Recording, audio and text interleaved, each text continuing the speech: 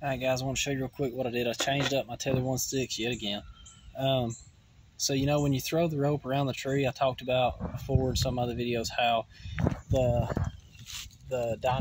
am steel that they give you for the rope on them is so light it doesn't really carry around a big tree very well. So what I did was I took one of these little fishing weights, just like this. They're mostly flat. These have a couple of wings on them. I just folded those wings down with a pair of pliers.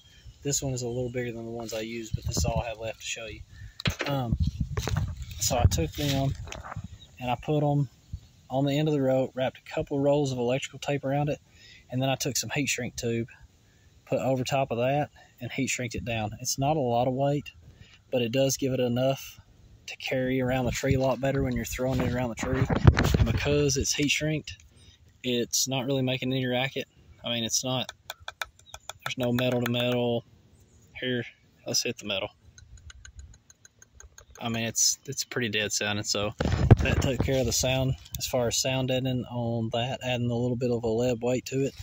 And then this one's not finished yet, but I wanted to show you guys. So the little zip tie that I put up here to keep this from possibly being able to open up and slip off and causing a fall, I cut that loose on the end of my other one here. And I took the step off. What I did was I pushed the garden, you know, I did have a piece of garden hose around this PEX pipe too.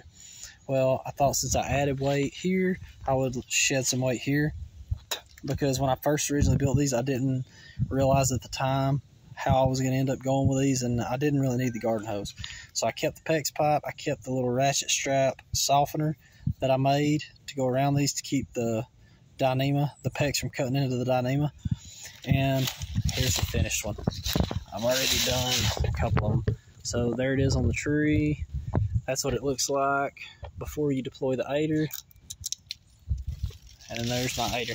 I took a little $3 camo duct tape from Walmart, wrapped around the PEX pipe to kind of hide the PEX so it's not standing out like a sore thumb.